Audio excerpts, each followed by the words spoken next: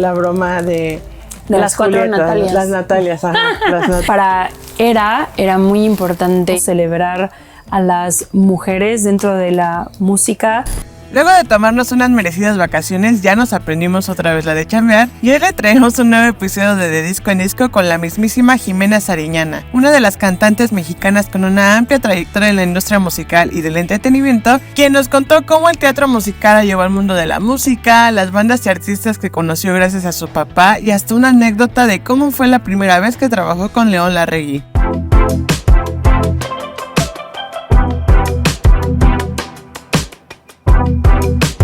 Quisiera empezar preguntándote, sé que vienes de una familia que es cinéfila.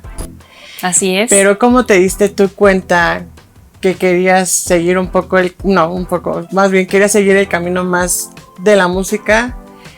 O sea, ¿en qué momento, por qué artista, hubo algún disco por el que quisieras? Pues mira, para mí la música y la actuación eran como una misma cosa. O sea, cuando eres niño y juegas como con la música y las artes y demás, o sea, para mí era como la misma cosa la actuación y la música. Y de hecho lo primeritito que hice y de los primeros discos que tuve era de teatro musical. Me gustaba muchísimo Jesucristo Superestrella. y era pues, eso era como mi referencia de lo que era actuar. O sea, para mí actuar no venía separado de la música, ¿no? Eran como lo mismo. Y pues simplemente fue como la puerta que se me abrió antes. Y por alguna razón siempre que terminaba haciendo algo de cine, terminaba también pues cantando o formando parte del soundtrack de alguna u otra manera.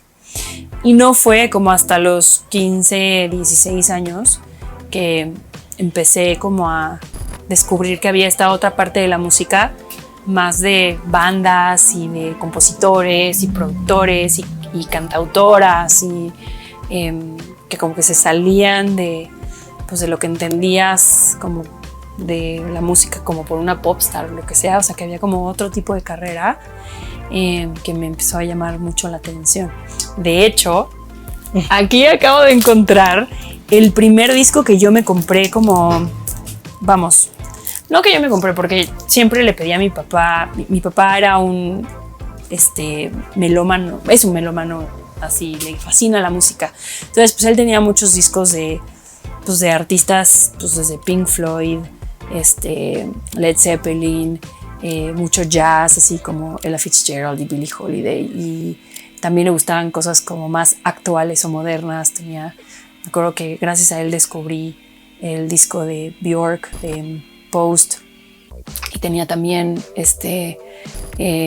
pues cosas como Massive Attack y Beck y ese tipo de, como de bandas, pero digamos que el primer disco en mi adolescencia que me acuerdo de haber comprado, que así me voló la cabeza y que no podía parar, que no podía pasar de la primera canción, fue Yield de Pearl Jam.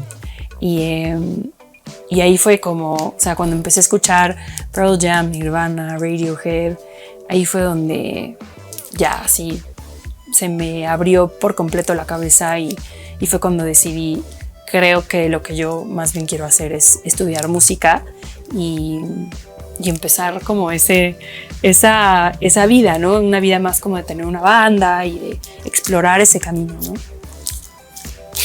Oye, y ahí fue con esas bandas con las que tú empiezas como a tener este acercamiento a la música, o antes de eso, como gracias a tu papá o a alguien más, tuviste como los primeros artistas que quizás quizá no eras fan, pero te llamaban la atención? Pues a mí me gustaba mucho, te digo, mucho Ella Fitzgerald, me gustaba mucho Billie Holiday, me gustaba mucho Paul Simon, Tracy Chapman. Mira, justo este fue uno de los discos que mis papás tenían cuando yo era chiquititita. Y me acuerdo mucho de escuchar estas canciones, ¿no? Ese era como mi referente musical. Este también es un discazazazazo, que también es parte como de la influencia que tenían mis papás en mí, ¿no? En Supertramp, bueno, fue así, lo escuché igual a morir. Y aquí acabo de ver otro que también fue así. Bueno, que este sí fue, yo creo que el primer disco que le pedí a mis papás que me compraran, obviamente, el Dangerous de Michael Jackson. De hecho, lo fui a ver en el 94 al Estadio Azteca. Ese también quizás fue el primer concierto en donde yo le pedí a mis papás que me llevaran, no al revés, que ellos me llevaban, ¿no? Digo que después obviamente les agradecí cañón que me llevaran a, pues eso, a ver a Pink Floyd, a ver a Rolling Stones, a Robert Plant y ese tipo de cosas, pero ese yo creo que fue mi primer show.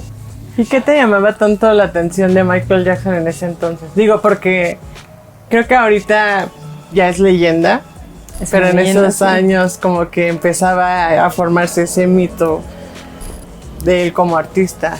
Pues es que era como el músico así y popstar increíble con canciones impresionantes y bailaba, o sea, yo me acuerdo, o sea, eso era como el gancho absoluto, ¿no? Para nosotros, pero creo que al final era como este artista muy al estilo de Bowie, o sea, un artista muy completo, con música, o sea, un gran músico, pero que también visualmente tenía una propuesta y que era como este pues, personaje misterioso que te invitaba a participar en su mundo y sus videos y todo era como que no nada más era su música, ¿no? Sino también era pues todo este mundo audiovisual que es también muy importante y que para mí también ha sido una gran influencia, ¿no? Como esta idea de crearte mundos y universos que puedes, que se pueda complementar con todos los ámbitos de la música, ¿no? Que no nada más las canciones y la producción, sino también pues, toda esta parte visual que es muy importante. ¿Y cómo pasas? Porque hace que 16 años ya sale tu disco debut Mediocre, que es como, pues sí, tú lo has dicho en entrevistas, es el que te lleva a vivir de la música. ¿Hubo algún artista o banda que te inspirara en la creación de ese disco?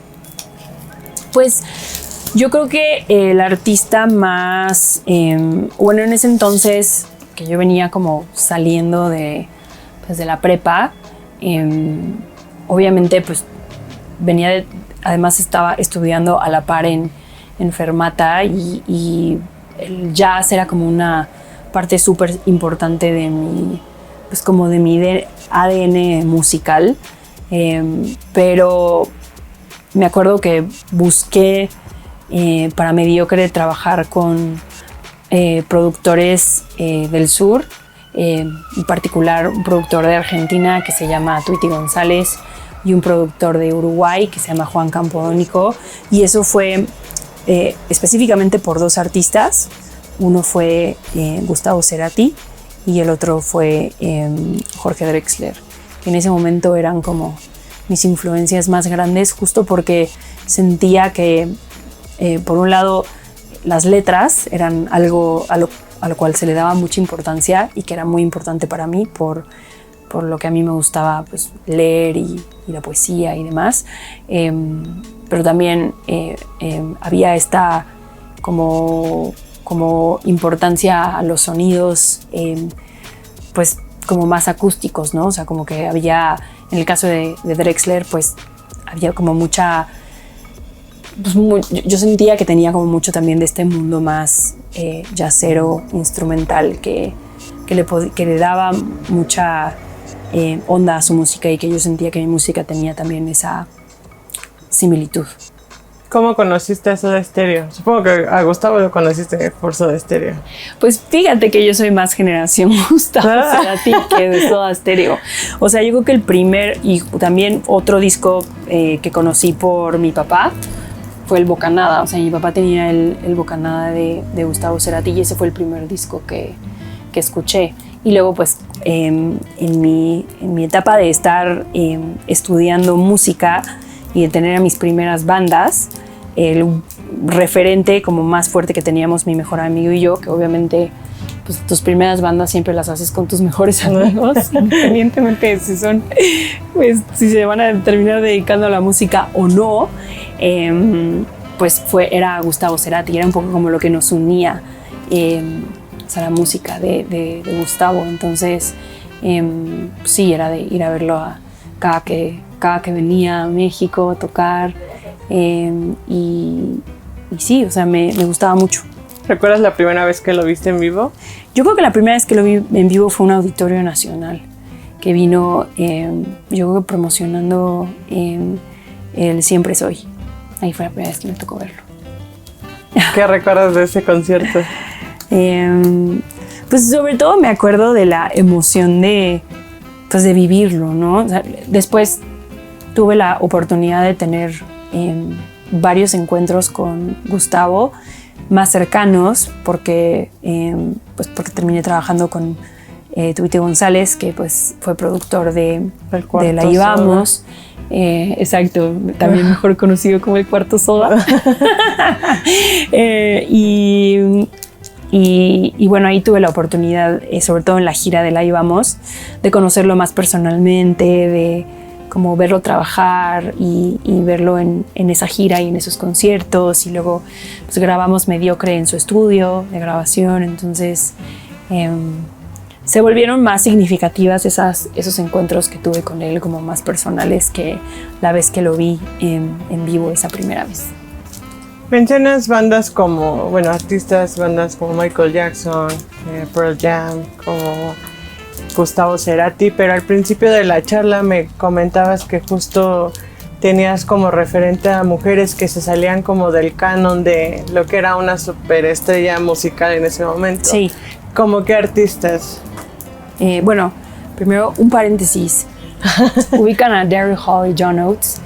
Una vez cuando tenía como 24 años, le abrí una gira a un artista que se llamaba Donovan Frankenreiter, y él era súper amigo de John Oates, y John Oates se subió al tour bus con nosotros como una semana.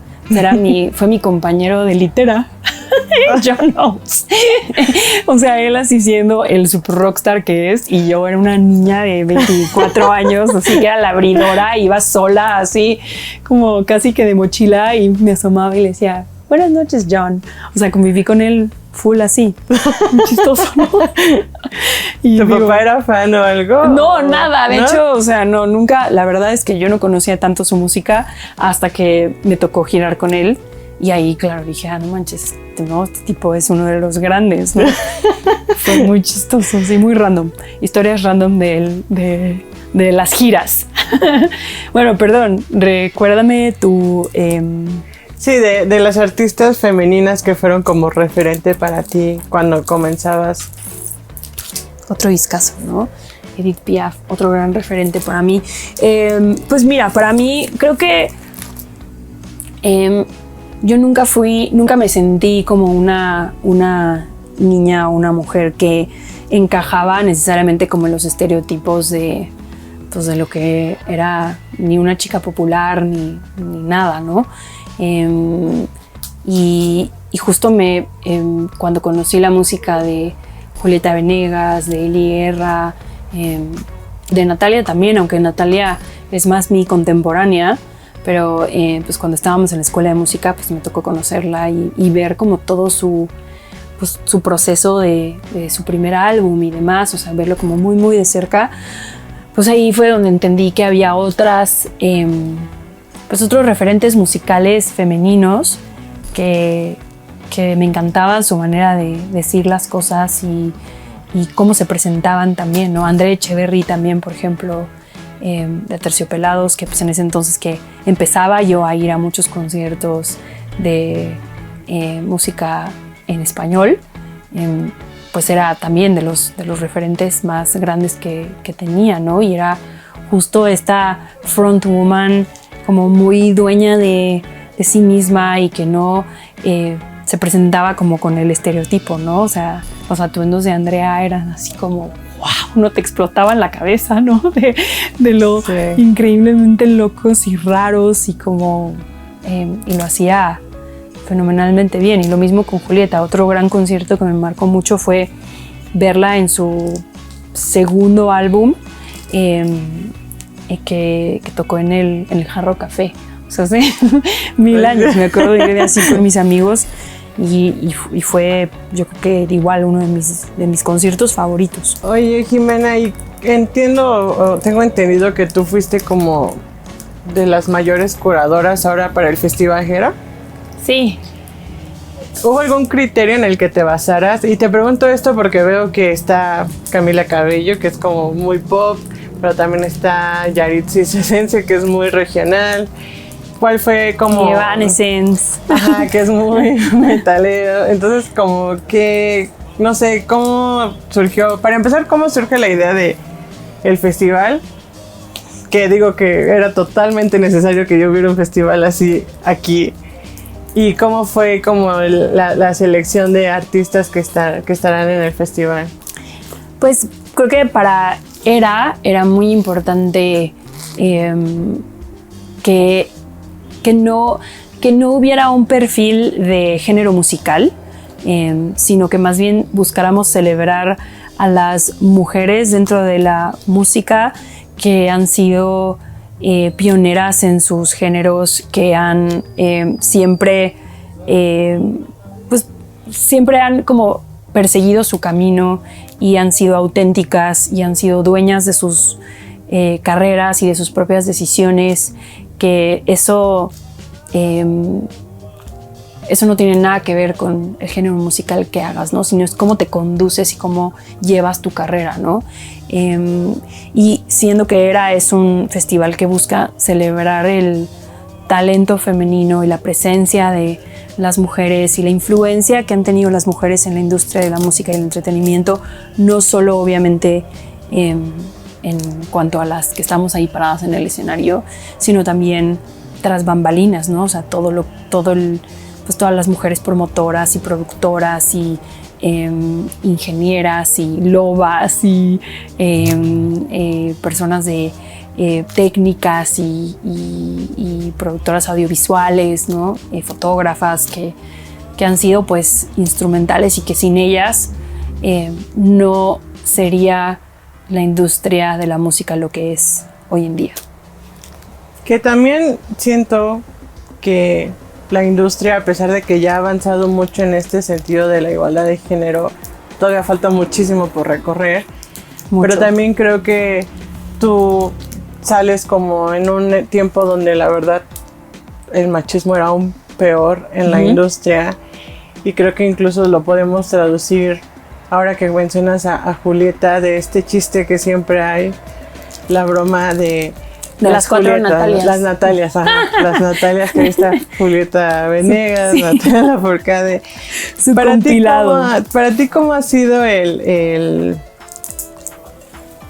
cómo has visto evolucionar esta escena en ese sentido? O sea, ¿y cómo ha sido para ti quizá el no engancharte tanto? Porque supongo que también siendo tan joven, de pronto te enganchas, o sea, quieras o no, es muy fácil como engancharte en ese tipo de comentarios y quizá darle más peso de lo que debería tener. Creo que a mí me ayudaron varias cosas. Por un lado, creo que me ayudó mucho el de dónde vengo, que toda mi vida, o sea, desde que tengo uso de razón, he estado expuesta a los comentarios de personas que no me conocen, porque yo empecé actuando desde muy chiquitita y en cosas muy grandes y muy mediáticas como las telenovelas, y yo en las telenovelas siempre era la mala, era como la antagonista. Entonces pues imagínate los comentarios, ¿no? Que no recibía de parte de gente pues que no me conocía y que juzgaba mucho. Entonces aprendí desde muy chiquita a como bloquear todo eso y que lo importante solo fuera como la experiencia propia. Y entonces ahí ayudó mucho que Natalia y yo, por ejemplo, que éramos contemporáneas y que íbamos como sacando cosas más o menos a la par, y la gente al principio pues nos comparaba muchísimo. Pues ayudaba mucho que nosotros nos conocíamos perfecto y que sabíamos perfectamente bien quién era la otra, y que además entre nosotras no había más que un genuino amor y ganas de ayudarnos la una a la otra. Natalia me ayudó muchísimo a mí cuando yo estaba estudiando, en como echarme porras y decirme: tú puedes componer tus propias canciones, tú puedes audicionar para que te den una beca y puedas irte a estudiar fuera, tú puedes improvisar vocalmente, ¿no? Que todas eran cosas que, pues como niña estudiante que apenas me estaba abriendo la cabeza, pues fueron muy importantes para mí, ¿no? Y por otro lado, yo estaba medio ayudándole a mi papá a construir el universo sonoro de Amarte Duele y pues era de, papá, escucha a mi amiga que acaba de terminar su disco y es precioso y tal, y pues fue también instrumental en la carrera de Nat, ¿no? La historia que hubo de Amarte Duele y pues todo el éxito que tuvo. Entonces no había más que buena onda entre nosotras y ganas de ayudarnos y ganas de, pues como sí, como de tendernos una mano. Y esa ha sido la experiencia que yo he tenido con todas mis colegas. Tengo grandísimas amigas en la música, Francisca Valenzuela, Mon Laferte, con quien me acabo de ir de gira, Daniel Espala, que ahorita también le está yendo increíble y que tanto Dani como Fran son parte fundamental de esta primera edición de Era, Camila Moreno, Lisa Omet de Bomba Estéreo. Hay realmente como una muy, muy buena onda entre todas las mujeres de la industria. Y creo que parte también de lo que queremos hacer con Era es cambiar esa narrativa, que no tiene nada que ver con lo que a veces se construye, ¿no? Sí. Sino que contrario, ¿no? Hay que cambiar esa narrativa porque la experiencia nos dice una cosa completamente distinta. Sí, no, totalmente. Sobre todo creo que en un ámbito donde siempre de alguna manera como que se piensa que las mujeres están compitiendo entre ellas por sobresalir, cuando en realidad pues cada una sobresale siempre por sí, pues, por su talento, ¿no? Hay espacio para todas, realmente.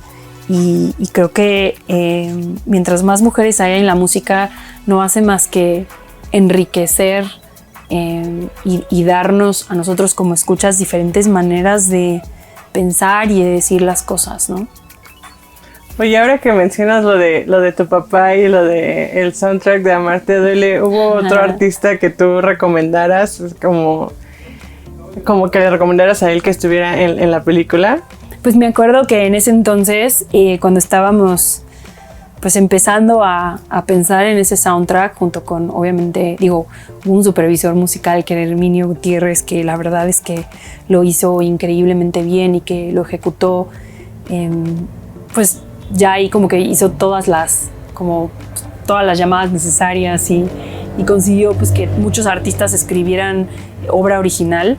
Pero mi papá y yo nos íbamos, me acuerdo, los fines de semana al Tower Records a literal así hacer research. Y en ese research salieron bandas como Bolovan, salió Genitalica en su momento, salió Kinky, o sea, el primer disco de Kinky.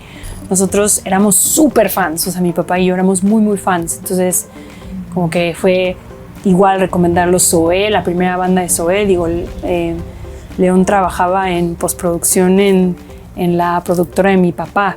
Entonces, pues bueno, ¿no? O sea, fue también, pues salía el primer disco y era, o sea, nos gustaba un montón también.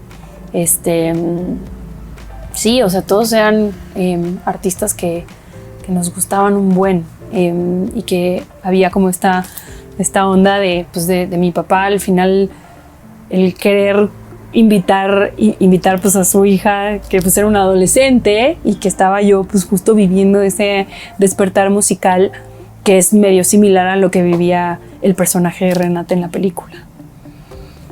Y hablando de películas, sé que empezaste haciendo doblaje y has hecho películas, pero también creo que tienes una serie que se va a estrenar en Apple TV, si no mal recuerdo. Así es. ¿Hay algún artista que admires mucho de música para películas? Pues a mí me gusta mucho Jon Brion, que creo que tiene que ver con lo que, pues más con la música que me gusta por Fiona Apple, que al final él era productor de Fiona Apple y después empezó a especializar mucho más en música de score. Y de hecho, mi película favorita es una película de Paul Thomas Anderson que se llama Punch Drunk Love. El score de esa peli es precioso y es todo hecho por Jon Brion. Sí, me gusta mucho. ¿Hay alguna película a la que te hubiera gustado, aparte de esa, como hacerle el score o...? Esa es una buena pregunta. Pero me encantaría poder trabajar en una película así de personal y bonita. O sea, creo que justo lo que me gusta mucho de Punch Drunk Love es que es una película de amor y es muy como de estos dos personajes. Tiene mucha comedia, que también eso me gusta mucho. A mí me gusta, la comedia me parece uno de los géneros más difíciles de lograr y más chidos, o sea, como para contar alguna historia. Me encantaría trabajar en algo así, la verdad. Vale, compositores mexicanos. ¿Qué tenemos por aquí? Oye, está increíble la selección, ¿eh? De verdad, muchas felicidades. Qué padre. Escondido. Hacia atrás. Es que está muy cool. Qué chido. ¿Actualmente hay algún artista como más actual, 2000ero?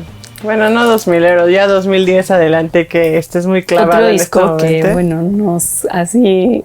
¿A quién de mi generación no le marcó este disco?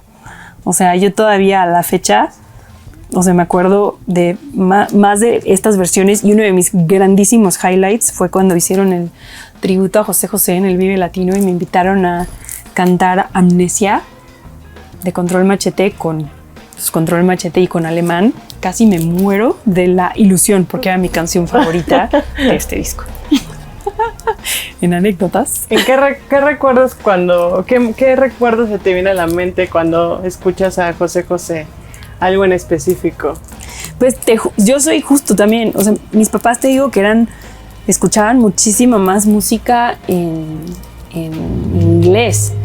O sea, la verdad es que mi conocimiento de música en español fue muy pobre hasta que lo tomé casi como una responsabilidad de músico latino y de músico mexicano, pues de enterarme de qué había sucedido, ¿no? Digo, fuera de Emanuel y Mijares, que eran los que le gustaban a mis tías.